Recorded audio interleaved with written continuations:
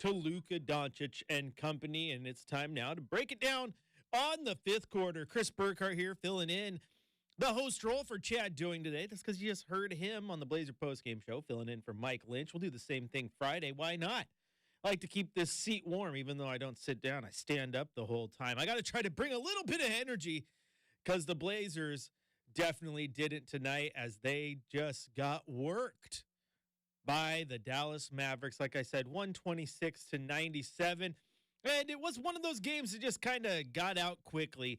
Dallas gets out to the 35-25 lead in the first quarter. And the second quarter, it was worse. It was a 43-22 outcome in favor of the Mavericks. Luke Doncic leading the way with 41 points for Dallas on 13-21 shooting, including 11 makes at the free throw line.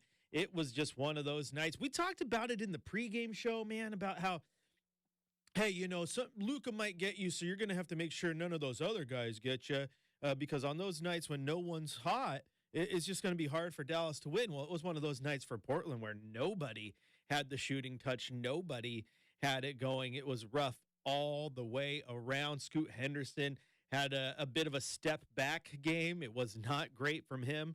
We'll talk about that a little bit later in What's the Scoot. It's not as if he took two steps back, like literally. It just wasn't a good game after what we had seen over the last three games that he started.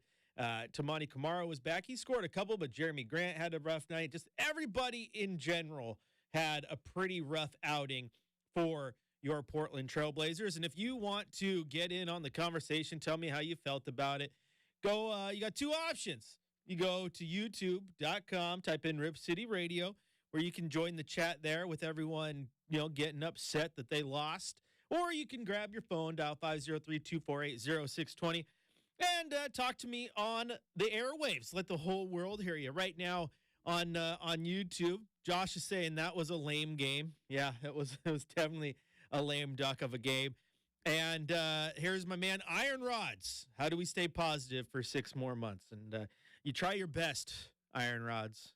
You try your best. I've commended this man many a time because he's passionate. He doesn't like this losing nonsense. And when you don't like losing in general, it's a little bit tougher to swallow. Like if I try to force feed you, hey, be positive. Things are looking up. I like what I'm seeing from this guy. I like what I'm seeing from that guy. It's a slow build process, and I force feed that to you. You can accept it to a point, right? You're like, okay, I don't like the gruel you're feeding me, but you know what? Maybe you're right. It's nights like tonight where that is a tough spoon full of food to swallow, right? Because you're like, well, where was it? Where was the positive? Okay, and we're going to listen to Coach Billups a little bit later in this one. He wasn't very positive after this one, basically saying this was just a night where just nobody had it. Nothing was going on, nothing at all. Let's look at the box score real quick, okay? So Shaedon Sharpe did lead the team with 16 points off the bench. That was nice. But other than that, in the starting lineup, Anthony Simons in his first game back from illness only had 15 on 5 of 16 shooting. Scoot Henderson had 7 points. However, he did have 7 assists, that's his game, guys, and he's good at that. But 2 of 11 shooting. So not a great night shooting whatsoever. And that's a tough pill to swallow. Iju Baji gets the start at center, the first start of his career. And I'm not going to dog that guy, okay? That guy is busting his tail and has got into this spot just due to the injuries. I mean, he's a two-way guy. I don't think he ever thought he was going to be in the starting lineup at any point this year, and here he is. He had a rough night. He was 0 of 2 shooting, had 4 rebounds, 2 blocks, and 0 points. I'll accept that one, right? Because this guy is getting minutes he did not expect to have, playing a role he didn't expect to have, and it's all he is. When you talk about learning on the fly, Iju Baji's learning on the fly, so I'll accept that one. But Jeremy Grant, you got to have more than 10 points. Like at this point, he's one of your best scorers. He's your best shooter. He's your leading scorer throughout the season. 10 points from him on a night like tonight. Tough pill to swallow. Tamani Kamara, he chipped in 10. That one is like, okay, good. That's Tamani Kamara. Had a Tamani Kamara-esque game if he chipped in 10. Bench, you can look at the bench and say, oh, the bench, they had a good scoring output, but that's because like 10 people played off of the bench. Skylar Mays got in. Duop Reith played a few minutes more on him later. Chris Murray and Ish Wainwright both got in, which is a sign of where things are in general for this game. Just a bad one.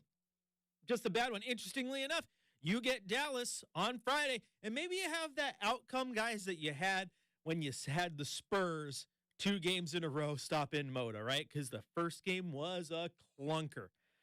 Chad and I came on, just was, what? What was that? What did we just watch? How do the Blazers that? I mean, we've tried to be positive as much as we can, but that game was bad.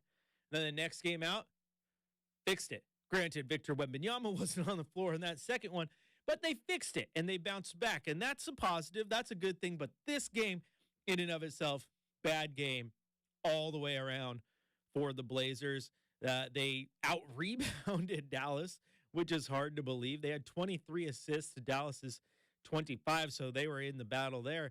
The big one here, though, the big one, T.O., and I'm not talking about Terrell Owens, okay? Turnovers.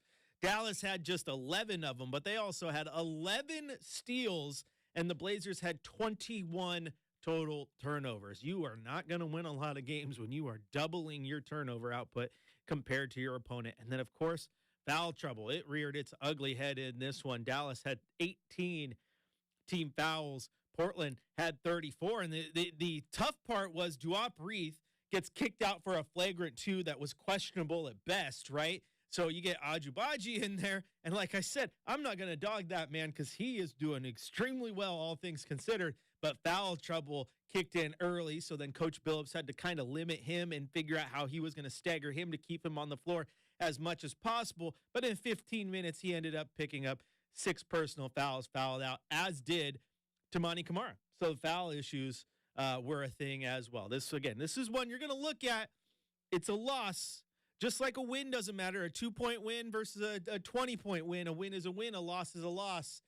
But this is definitely one where, like I said, I can't force feed you too much positive in this one, which I think you guys are going to like. Because frankly, I get a lot of like, how do you find the positive in this? I'm tired of that. I get it. I try to be. When you got to watch 82 of these games, you got to try to be as positive as possible. This one is one you just chalk up, you move on, and you go on to Friday, and you hope that the outcome on Friday is not as bad. Unfortunately, Dallas seems to have your number because that is 3 games in a row now against Dallas, where Luka has had himself a game, and the Mavericks had just absolutely handled you from start to finish. Hopefully Friday's outcome is just a teensy bit different for the Blazers. Once again, if you want to jump in on the conversation, do it. You got 2 ways. YouTube.com, type in Rip City Radio, where you can join the live chat right now with Josh and Colby Jack and Iron Rods and Sean and everybody else. I'm going to jump in there during the break and get caught up. You can also grab the telephones, 503-2.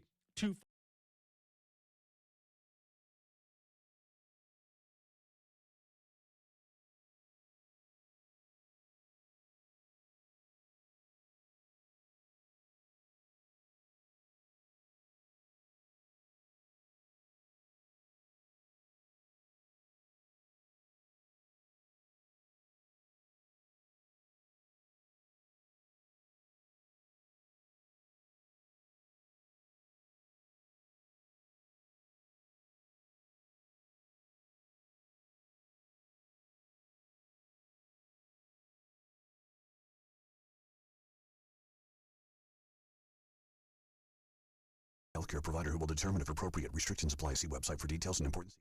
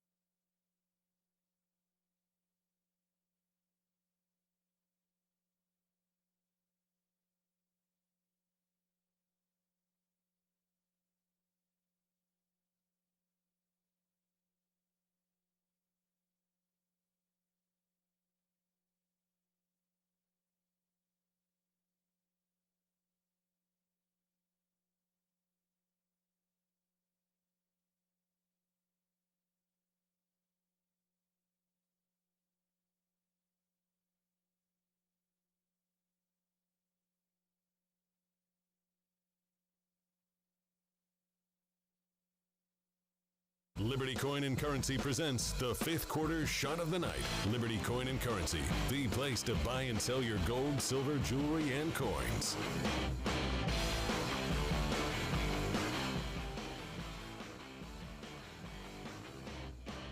Ball jabbed away by Kamara, recovered by Mays.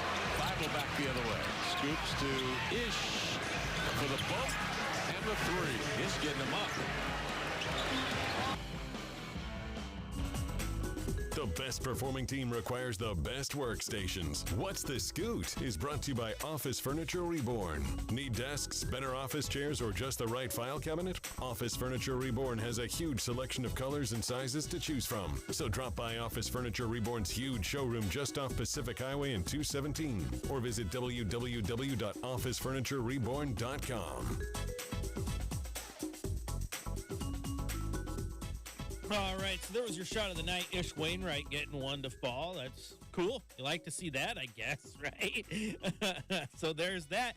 And now it is time for What's the Scoot? And what is the Scoot? The Scoot is a man who got the start tonight alongside Anthony Simons, which is exactly what we wanted to see, was it not? It is. It's what we wanted. At least it's what I wanted in the pregame show.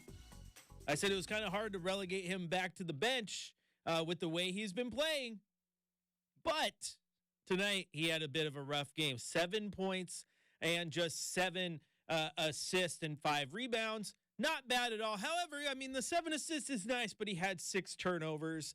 So, again, careless a little bit. I think he's still trying to find where those windows are, and windows that usually wouldn't close on him or closed a little bit slower than they did in the past are closing very, very quickly now. So you just got to figure that part out there. I love the 7 assists, right? If we want to find a positive in this game, I love the fact that he's consistently getting this 6-7, trying to get double-digit assist numbers. As we talked about pregame, I mean, Anthony Simons has had double-digit assists, 10 or more assists twice in his entire career, 285 games now. Scoot's already done it 3 times in his, 24 games now? So that's impressive. He's a great passer there. The shooting will come. I do like that little floater that he's trying to do. It's hitting rim and it's falling out, but it's there. And I think a lot of the times that he misses it is that he doesn't take the shot within just kind of the fluidity of the motion, if that makes sense. He'll kind of drive into the key and kind of hesitate before he jumps up and really commits to that floater. And I think that's the reason that shot misses a lot of the time. I mean, you look at like CJ McCollum, I think, has an elite floater, and it's because he does it. And when he does it, he decides that's what I'm going to do. It's a drive, it's a jump, it's a float. It's all one fluid motion, no hesitation, no jerkiness to it, right? And you get a little bit of that with Scoot where he's still just trying to figure out the right move to make. I think the brain's there, though. And I think once he makes those things and figures that part of it out, it's going to come. It's going to come. So I think that's good. Right? I like those little things. I don't like a 2 for 11 night shooting. I don't like 6 turnovers. I like the effort that he's giving on both sides of the ball. Defensively, I actually think he's doing quite well. I would just like just a little bit more efficiency when it comes to shooting the ball. Because, you know what? It might be more beneficial to go 2 for 5 than 2 for 11 because that leads to easy rebounds for the other team, fast break points, and snowball effects like you saw tonight as the Blazers fall to the Dallas Mavericks 126-97. If you want to get in on the conversation, again, 2 ways. I'm going to keep pubbing this thing as long as I can. YouTube.com, type in Rip City Radio. You can comment in there. Send me your questions. I'll answer your questions there. You can jump on the phone lines, 503-248-0620. You can follow me on Twitter or X, whatever you want to call it. And it's Chris J. Burkhardt. You can go over there and send me all your questions as well. The biggest question on the chat tonight, though, that I think is would Ralph be upset at the jacket I'm wearing today? And he probably would. He probably would. He'd probably be like, Burkhardt, that's a zip up. I said button up. I do have my my other work polo under there, so that is a button up. So Ralph can be happy about that. I think if I wore a suit, though, Colby, he was the one who asked the question, that Ralph would be like, gosh, who wears navy blue suits? to the radio station. I mean, radio's definitely a gray suit kind of place. I mean, if you're going to dress up, at least dress up properly, Burkhardt. It wouldn't have happened over there at my place. I guarantee that's what he said. Phone lines are ringing right now. Anyone want to take bets? Is it Ralph? It's probably Ralph. I awoke the beast. I poked the bear. No getting out of here early because he's on the phones. Any other questions, though, type them in, Ralph. The chat loves you. They can't go a day without talking about you. I love you, too. All right, now let's do it. Let's head out to the phone lines. Hey, let's see what Christina's up to. It's been a while since we've heard her on the show. Christina, how you doing? Hey, what the hell happened with the walk, please? Duop Reith, you got a flagrant, too, for making basically a basketball motion, and I think the refs got scared, so they kicked him out for the game. I did not that he is my favorite player next to Jeremy Grant. And could I shout out my favorite colors? Your favorite colors? No, my favorite people that got Do it. Mr. from Turkey and Mom from Salt Lake, please call these some more often. Well, there you go, Christina. That's Christina doesn't like Duop Reith getting kicked out. Who did? Don't you want Duop Reith to play more than what? Let's look at this right before I just spout out stuff. Don't you want Duop Reith to play more than 6 minutes in his first game back? It's a little bit rough. I want to see him. All right. I told you, I saw the phones ring. I knew he was going to come. I poked the bear. I'm not like that guy. Wasn't it in like the late 90s, that guy who got all that crowdfunding stuff to build a bear suit so he could go out and get attacked by bears? I don't have that, and I poked the bear. Ralph's here to talk to me now. Ralph, you're not mad at me, are you? Well, I was just kind of sitting at home here in East Amity enjoying myself, and people start blowing up my phone and saying, hey, Burkhardt's talking about you. And, I figured, okay, what is he doing now? He's talking, what do they call it, trash, the kids do. Without a doubt. And, and if you're in Britain, it's rubbish, or you're putting me in the bin, as they say. But I kind of went to the YouTube deal there and turned it on and saw my name all over these comments. So the question they're asking is what I would think of that pullover, I guess it is, that you're wearing. Oh, it's a pullover. Let me tell you, Burkhardt, that looks good. Oh, okay. I was hoping you'd like it. Well, look, it looks. I don't care if you come in a dang suit and tie. That'd be stupid for you to do that. You're not. You just yeah. And you can wear the Metallica sweatshirt or T-shirt or whatever once in a while, but you got to show people that you've got some style, and whatever that is on there. It looks like a dog on there, and in the chat, I kind of read a little bit. There's a link in there. It looks like. And it's for bandanas for dogs. Is that right? I believe so. I support the teams. What I do. Well, I did click on that just now, and let me see here. It's called KellyBirdDog.com, right? Oh yeah. That's a great idea. Now you don't know this probably, but. Chan will be happy to tell you that I'm very, very pro take care of the animals and treat them well. I threaten people that if I drive around and I see your dog, it's cold, out at night, and I see your dog sitting out there on a chain in your yard, you're going to hear 2 honks, and then you're going to hear a backhoe start up, and it's going to tear the corner of your house off where the dog's tied up just to let the guy go and find a better home, because you're not worthy. You're a failure as an animal owner. You got to take care of the dog because the dog needs you to take care of it. So what do you think I think of these bandanas? I think they're fantastic right now. I saw the Christmas ones on here, but they're not all totally Christmassy, but it says new styles coming. I hope so. And are these you said it's part of the team. What do you mean? Is it? Oh, are you on? It's my wife's thing, and I just put her shirt on today. Walked out of the house, got comfy, made her one too, and it was a Christmas gift. She's the creative in the house, though, Ralph. I'm the talker. She's the creative.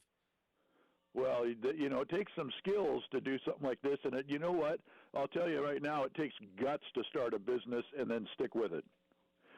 Stick with it. If it doesn't work, then okay. Not all my business have been successful. They all have in the last 15 years, but initially, you got to try things and see if they work, and if they work, well, then that's great, and you try to make them better and do all that kind of stuff. And I never thought I'd own a towing company in Southern California, and I do, and I got to sell it back to the guy who I bought it from when now that his kid is older and more mature. The daddy wants the kid to take over it, and I'm just kind of like a brokerage company, but a brokerage company that in the meantime can make as much money off it as I can, and we will be fair to the dad and the kid. And Lucy, who works there, she ran my office up here in East Amity for landscaping, and she wanted to go down there for a while. And I've told Chan this. He had a chance to go on a date, and a date with her, and he didn't do it. He fumbled on the goal line. Is that what he did? Yeah, he blew that. It would have ended up as a date. I didn't tell him, hey, you got a chance to date her, but it's like you need to talk to her a little bit and come by, that kind of thing, and he never did. And so he failed, and now he's a little more interested because Lucy has a 13% share in the towing business until we sell, and Lucy's portion of it is, let's just say, way north of $10 million when we sell it. And Chan, good old Chan, he's smarter than the rest of it. He just dropped the ball on that. I know you wouldn't. You would probably say, well, let's figure this out. I'm gonna, get a better shirt if I have. No, but that's a good looking pullover, and I'm proud of your wife for starting a business. And that's I give her props, and I want these ding dongs on this YouTube deal here. Patronize the business, okay? Show your support. If you like Burkhardt, then show your support for his wife, because let's face it, boys, if the wife ain't happy and you go home, it's going to be trouble, and he's not going to be able to work as hard and do as good of a job for you. So happy you're going to lose if you don't support right? her. That's what they say. Well, yeah, that's true. But anyway, I wanted to, just check in. I'll let you go. I don't want to even talk about that game. It was a disaster. But you're like, right now you are like a fireman who's going to a 9-alarm fire on a 3-story building, and you have to go out there and talk to the family about, hey, look, I know your house is burning down. It's only $1 million house, but look, it's burning down, and hey, put a little smile on your face. I heard it's supposed to be 55 degrees tomorrow. That's what your job is right now, Burkhardt. It definitely is what it is right now. Good luck, and I'll see you later. All right.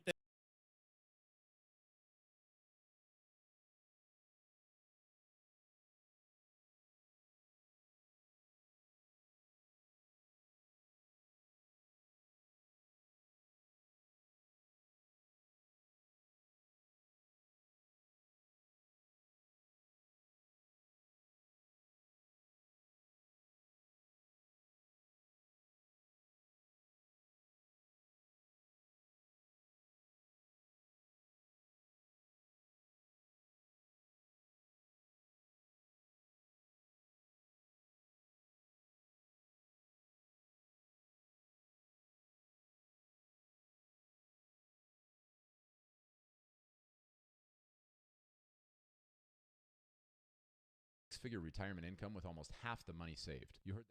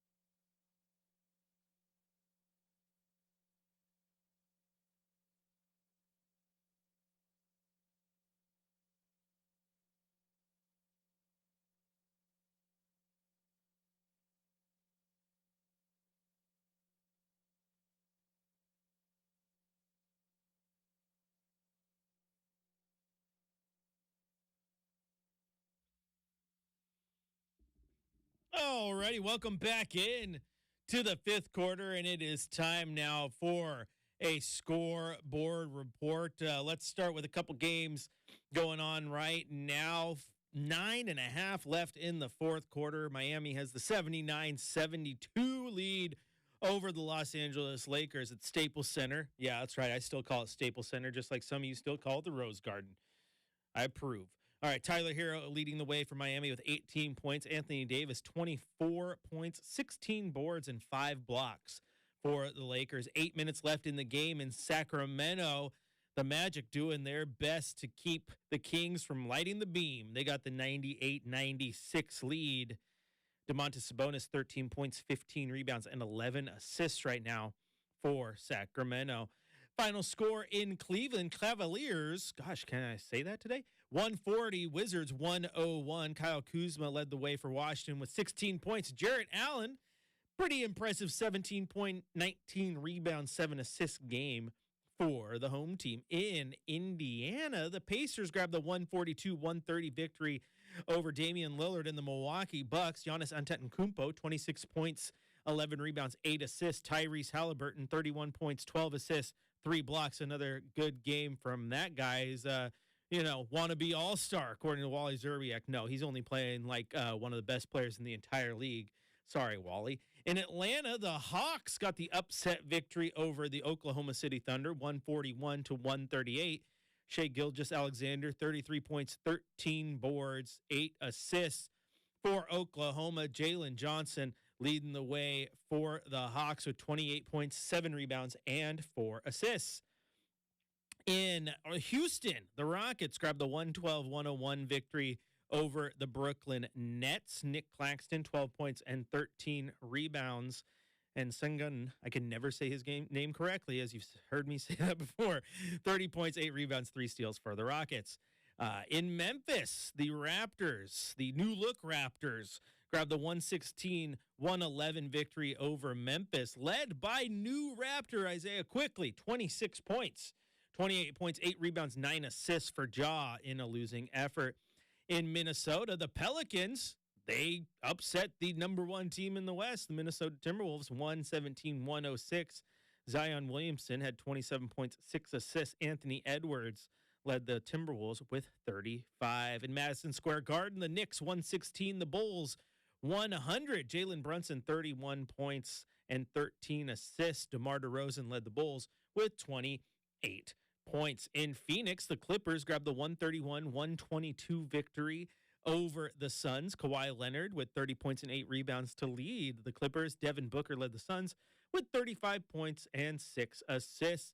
And in Utah, a scoring duel between the 3-30 now Pistons and the 15-19 Jazz as Utah grabs the 154-148 overtime victory over the Pistons. Bogdanovich led the Pistons with 36.7 rebounds. Jordan Clarkson led the Jazz with 36 points and 6 rebounds. And, of course, in Dallas, the Mavericks 126, your Portland Trailblazers 97.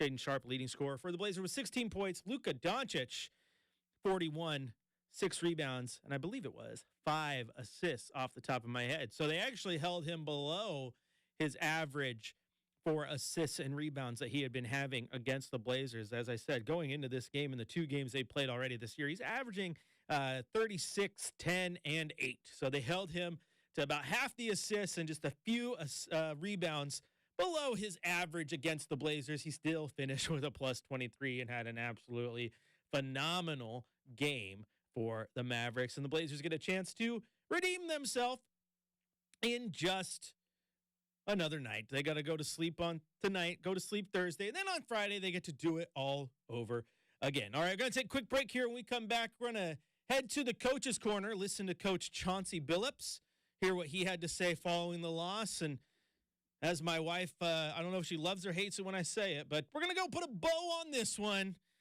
send us out for the night after that. All right, Chris Burkhardt here on your home of the Blazers, Rip City Radio 620.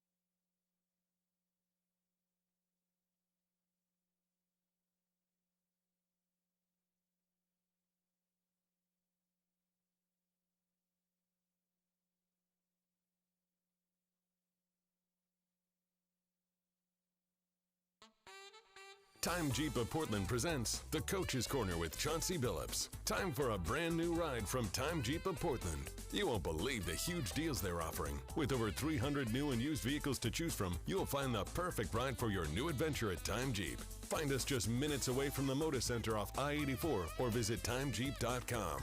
Drive with time. I always say us radio hosts, we're like Pavlov's dog. All you got to do is like hit the sounder that we're starting, just perk up. And you caught it on YouTube. good job, Oaks. You caught it as soon as the music started playing. I perked up. I was ready to go. That's what us hosts do. All right, it is time for the Coach's Corner. Let's head out to Dallas and hear what Coach Billups had to say following this loss to the Mavericks. Man, it was rough. It was rough. Tough going the whole night. I mean, the foul trouble really hurt us. I mean, they're going to the free throw line every time. You can never really run and get in a rhythm, you know.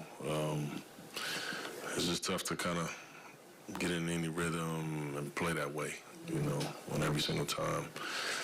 It just seemed like the stop in the game. But, you know, we can never really get going. And then, shoot, Luka had a special night, and Kyrie had a special night.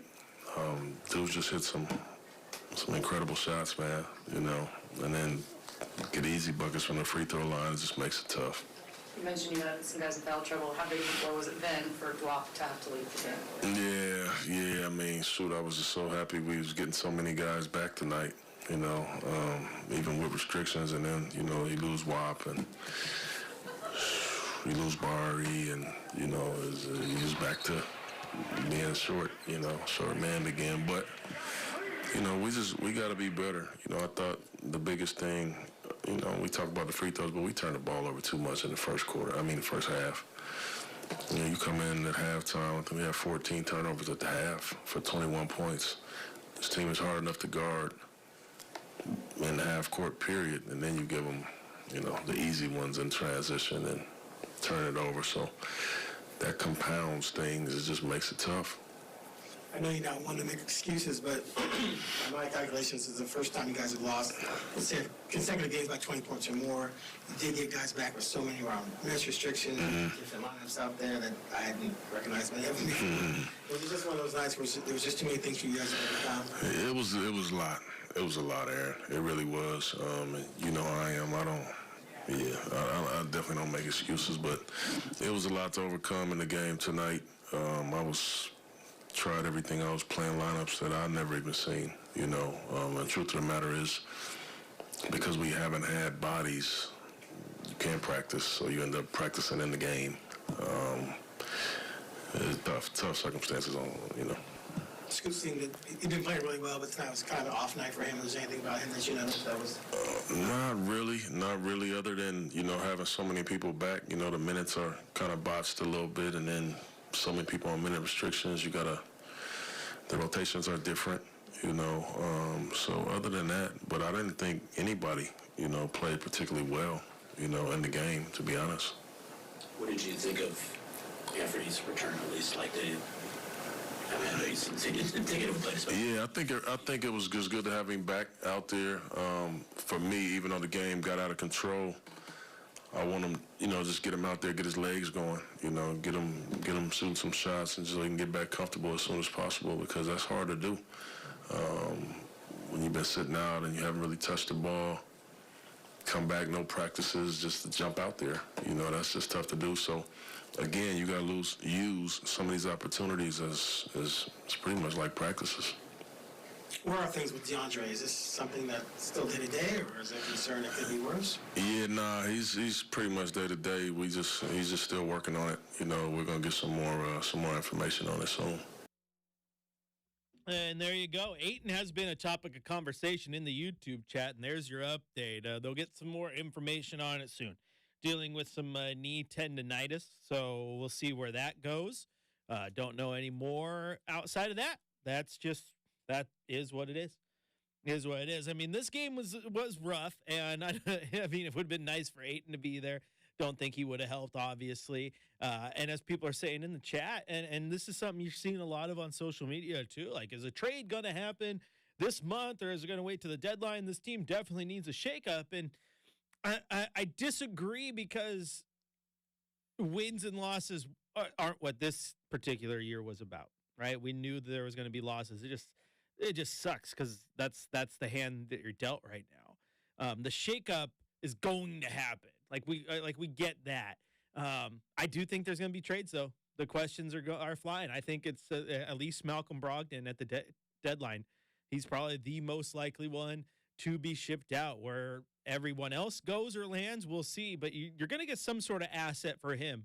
Maybe a nice young player and a first-round pick, or a nice young player and some match of a bunch of seconds. I don't know what it is, but you're going to get something for him, which at this point would be great because that's going to open up the door for Scoot no matter what. Even if he's coming back off the bench to just play minutes upon minutes, and that's what you need in the long run. So I guess to rephrase there, it's not that I disagree, like, oh, this team has to have a shakeup. It's more like, yeah, we know the shakeup's coming. This is just exactly what I was expecting. And Sean brings up a good point, and I think that's where most people would come from, is like you would like the trade sooner than later because you don't want to run the risk. The longer you wait, the more you run the risk of an injury. You know, if Malcolm Brogdon goes out there and hurts himself, that's catastrophic for your return. I mean, Robert Williams was one that people had talked about, like, is he going to be here long term when the trade happened? And personally, I think if he's healthy, he's a great backup center for him. Of course, maybe Duop messes with that because people like him a lot.